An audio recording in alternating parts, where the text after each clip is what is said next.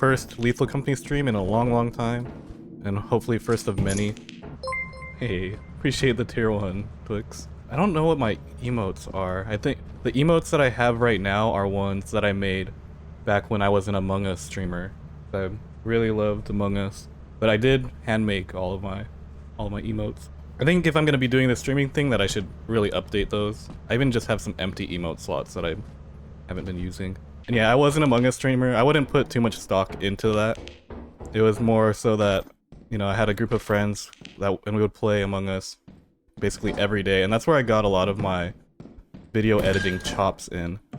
There was a period of time where I streamed and uploaded Among Us for over 100 days straight, and that's why I'm so comfortable in using like DaVinci Resolve and stuff. I think when it comes to like putting out videos, there's no real way to know like what'll work and if you'll be good at it until you actually do it. I think it's better to give it a shot and see what happens rather than just write it off from the start. Which, I mean, why not, right? If we're gonna be spending a lot of time playing it, then might as well. Improv comedy. Okay. A lot of how I try to talk on videos and with friends too is based on improv as well. I'm not saying that I did a lot of improv, but when I was in college, there was like a showcase with an improv group, and I at least learned like the golden rules of improv. So whenever people ask me questions or like we're going into like a roleplay bit or whatever, I like actively try to implement those. And it's just something that I've integrated into the way I speak and carry myself in conversations. People often wonder how I'm able to just come up with all these weird things on the spot, and it's because that's been at the basis of all of it. I don't think you need a great mic or great equipment at all to get into making videos or streaming or any of that. I will say though that I think for starting off, that making videos is a bit more valuable than streaming. Mostly because, well, one, you can kind of do it in private, so if you don't want to like be out there in front of people while you're trying to figure stuff out, you can at least record yourself and then review yourself first while you're editing the video, if that makes sense. Because there's a lot of the way you carry yourself on video, I think once you see it, you'll start thinking about different ways you can do it, and that's kind of something that I've done for myself. Like, for example, one of the reasons why I quit smoking is because when I was an Among Us streamer, I would just be constantly vaping on camera. Like, you know what, I don't know if I like that. I don't know if I like that image. So let me take that image away, or like remove that from my persona. Or there were times when I would just be gaming and not talking. Like, you know what, I think this would be a better video, or I'd have more opportunities to be an entertaining streamer or put up an entertaining video if I'm filling up the air with the words I say. And even if the words I'm saying aren't crazy valuable or interesting, that's still something I can review in post and start thinking about what could I have said to have made that train of thought a bit more interesting to someone watching or listening, etc. I need to make this chat bubble bigger because I'm missing some stuff. Okay, you know, I'm gonna catch up on this chat after this day is over. I wasn't expecting so many people to be here, so thank you for showing up. The reason why I'm not streaming on YouTube, despite having most of my following over there, I say most of my following as if it's not like 99% of my following across all platforms, is because I kind of want to change the direction on the YouTube channel from raw gameplay to some more curated videos. Still some gaming stuff, but then some non-gaming stuff as well. And okay, I used to stream straight from my PlayStation. Let's go. My roommate did that also. I also used to stream, well, I didn't stream from my PlayStation because back then streaming wasn't a big thing, but my first ever gaming videos were from my PlayStation, my PS3, when Black Ops came out, because that's when Call of Duty introduced the theater mode, and I was able to upload 30-second clips to YouTube. No, it was 30-second clips to the Black Ops website, from which I can upload to YouTube, and then I would rip them off of YouTube, then put them into Windows Movie Maker, and then upload them into compilations. I've been wanting to make a video about my old Call of Duty channel because I'm still really proud of those videos, but yeah, I mean, gotta start somewhere, right? That was over like 10 years ago. I think what helps with why the improv helps is because it gives you a framework on how to speak, a framework to speak from, and that's something I've been learning, not just for gaming stuff, but just for conversations in general. There's a lot of framework thinking. I used to think that speaking in frameworks was like disingenuous maybe, but I think that was just an uninformed opinion. And I think that being able to speak with frameworks will just help people who don't naturally express what they want to say actually get what they want to say out there. So I think it's nice, and it's something I've been looking into. And feel free to talk about all of your streaming and content experiences, Twix. I'm all for self-promotion and advertising. I'm not gonna like gatekeep people from like sharing their stuff. That's actually the whole reason why I started doing Lethal Company in the first place, or gaming in the first place, because I wanted to show people that you can actually like you can actually grow something here if you just do the work and stay consistent.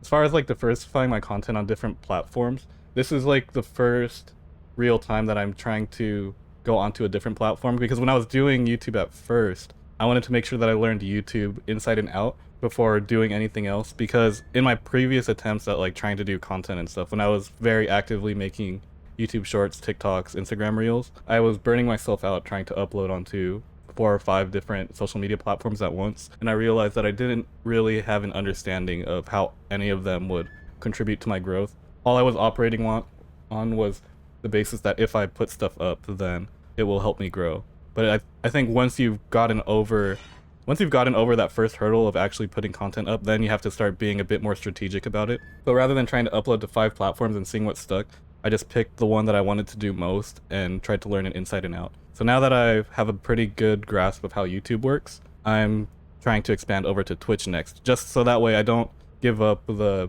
foundation that I built the YouTube channel on while I transition into a new direction. I haven't made anything in like 10 years because I became an academic, and I think that academic background can help you now. If it's something you want to do, not everyone wants to do content or make content, but I think very soon more people are going to be inclined to do it, just because content and just having an online presence is one of the few ways that you can actually do what you're passionate about independently, and to like build yourself up in a way where you can do more of what you love also. Gaming's just one of those things. More comfortable on stream than on camera. I mean, I normally don't have my camera on for most of my stuff, and actually the first time I turned on my camera for Lethal Company, everyone was like, dude, turn that off. I don't want to see your face or whatever. But they're not gonna have a choice anymore, because it's gonna be my new strategy. It is what it is. And I totally understand. I say I understand why other people are mad when other people promote their stuff on their channels, but it's like, I don't personally understand it. Just if your channel and your personality, etc., is strong enough, you should be able to allow people to promote themselves and not worry too much about where anyone goes after that. Just let people do it, and then make sure that your stuff is up to snuff. Twitch has so many ads, they'll get a better ad blocker, but that takes ad revenue from you, right? I mean, go ahead, install an ad blocker, it's cool. I don't make too much ad revenue anyway on here, so go crazy. Hopes I don't think I'd do this as a career. No pressure if I'm bad at it. I think, yeah, I mean, I never really had streaming as a career in my head. Actually, when I first started doing like video editing and whatnot, it was more just a hobby, and I wanted to get good at video editing and content strategies, so that way my friends who were more passionate about gaming would have something to work with and actually make it all the way themselves. But then at some point, you know, people realized that they didn't want to actually do it for a career, or they're just a bit stubborn in the way they want to go about it. And a few years later, when Lethal Company comes out, I start getting some traction. I'm like, okay, you know what? Let me go put in those strategies that I came up with a couple years back and see if they're actually effective. And now we're here.